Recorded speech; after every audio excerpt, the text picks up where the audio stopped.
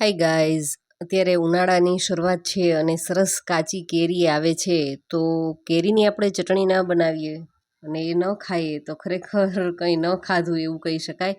તો એમના માટે થઈ અને આપણે એકદમ ચટપટી, ખાટી, મીઠી, તીખી એવી ચટણી તૈયાર કરીશું અને બિલકુલ ઓછી સામગ્રીમાંથી આપણે બનાવીશું. અને લગભગ દરેક પાસે અવેલેબલ હોય એવી જ વસ્તુનો ઉપયોગ કરી અને આપણે આ કાચી કેરીની ચટણી તૈયાર કરીએ. તો એમના માટે મારી પાસે એક કેસર કેરી હતી, તો એક કેસર કેરીને મેં છાલ ઉતારી અને લઈ લીધી છે. હવે આપણે ખમણ કરવાનું છે એમનું, તો જેમાં આપણે એકદમ મીડિયમ ખમણ થતું હોય, વધારે પડતું પાતળું નહીં અને વધારે પડતું જાડું નહીં, એ રીતનું આપણે ખમણ તૈયાર કરવાનું છે. તો તમે જોઈ શકો છો કે આમાં મીડિયમ ખમણ તૈયાર થાય છે. તો આપણે આ કેરીને ખમણી અને લઈ લીધી છે. તો હવે આપણે શું કરીશું, તો એક કડાઈ લઈ લેશું અને કડાઈને આપણે ગેસ ઉપર ચડાવી અને એમની અંદર આપણે એક ચમચી જેટલું, નાની ચમચી જેટલા જ આપણે તેલની જરૂરિયાત છે. તો અડધા ટેબલ સ્પૂન જેટલું એમની અંદર આપણે તેલ એડ કરી અને તેલને આપણે સારી રીતે ગરમ થવા દેવાનું છે. તો તેલ આપણું ગરમ થઈ ચૂક્યું છે. તો હવે એમની અંદર થોડી એવી હિંગ, ચપટી હિંગ કહી શકાય, તો એટલી હિંગ એડ કરી અને આપણી પાસે રહેલું જે કેરીનું ખમણ છે એ ખમણ આમની અંદર એડ કરી દેવાનું છે. અને હવે આપણે એમને કૂક થવા દેવાનું છે અને એકદમ લો ટુ મીડિયમ ફ્લેમની ઉપર, આપણી પાસે ક્વોન્ટિટી ઓછી છે એટલે લો ફ્લેમની ઉપર કામ કરીશું, એટલે આપણી જે ચટણી તૈયાર થશે એ સારી તૈયાર થશે. અને એમની અંદર હવે મસાલાની અંદર હળદર પાવડર અને સ્વાદ અનુસાર નિમક એડ કરી દઈશું.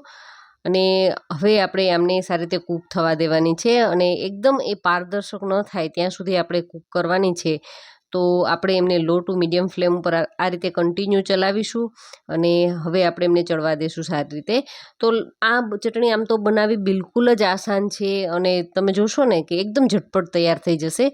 અને કેરી છે એ ખાટી હોય છે, તો આપણે એમાં સ્વીટનેસ માટે થઈ અને ગોળનો પાવડર લીધો છે. તમારી પાસે જો ગોળનો પાવડર ન હોય તો આપણે જે રેગ્યુલર ખવાતો ગોળ છે અથવા તો તમે ખાંડ છે એ એડ કરવી હોય તો પણ કરી શકો છો. અને બંને અડધું અડધું એડ કરવું હોય તો એ રીતે પણ તમે કરી શકો છો. તો અત્યારે મેં એમની અંદર 2 ટેબલ સ્પૂન ભરી અને ગોળનો પાવડર લીધો છે અને હવે આપણે એમને કન્ટિન્યુ ચલાવીશું. અને તમે ધીમે ધીમે જોશો ને તો ગોળ છે એ પીગળવા લાગશે. જે કેરીની અંદર રહેલો થોડોક પાણીનો ભેજ છે એ પાણી છોડશે અને ગોળ છે એમાં સારી રીતે પીગળી અને એકદમ રસદાર છે આપણી ચટણી તૈયાર થવાની છે. તો આ ચટણી છે ને તમે થેપલા, પરોઠા અને કદાચ તમારી પાસે કંઈ શાકભાજી ન હોય અને રોટલી ભાખરી કે પૂરીની સાથે તમે ખાશો તો પણ એકદમ જ ટેસ્ટી લાગશે.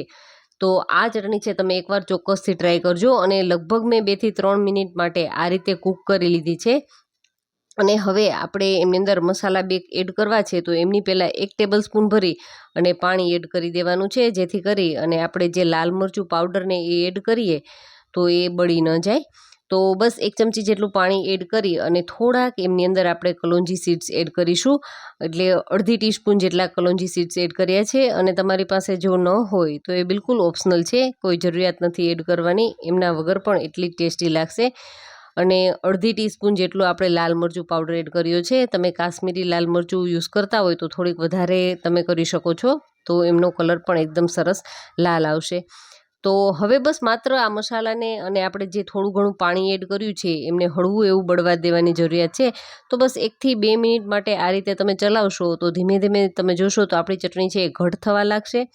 તો બસ બનાવી જોઈએ ને તમે કે કેટલી આસાન છે, કાંઈ ઝંઝટ નથી, બિલકુલ ઓછી જ સામગ્રી છે. તો ગમે ત્યારે તમને કંઈક ચટપટું ખાવાની ઈચ્છા થાય કોઈપણની સાથે, ભાખરીની સાથે પણ, તો તમે આ ચટણી છે એકવાર, અત્યારે કાચી કેરી મળે જ છે તો એકવાર ચોક્કસથી ટ્રાય કરજો. બનાવવી આસાન, ઓછા ખર્ચવાળી છે અને વળી પાછી ટેસ્ટમાં પણ એટલી જ બેસ્ટ છે. તો આજનો વિડીયો મિત્રો તમને થોડોક પણ સારો લાગ્યો હોય તો વિડીયોને લાઇક ચોક્કસથી કરજો. અને ચેનલને હજુ સુધી સબસ્ક્રાઈબ ન કરી હોય તો ચેનલને પણ જરૂરથી સબસ્ક્રાઈબ કરી લેજો. અને નીચે આવતા બેલ આઇકનને ખાસ પ્રેસ કરજો, જેથી કરી અને તમને મારી દરેક વિડીયોની નોટિફિકેશન છે એ સૌથી પહેલાં પહોંચતી રહે. અને તમારા ફ્રેન્ડ્સ અને ફેમિલી જોડે વિડીયોને શેર પણ કરજો, જેથી કરીને એ પણ કંઈક અવનવું શીખી શકે. તો આપણી ચટણી છે એ બિલકુલ રેડી થઈ ચૂકી છે. તમે જોઈ શકો છો કે એકદમ જ ચટાકેદાર દેખાય છે colour. Thank you for watching this video.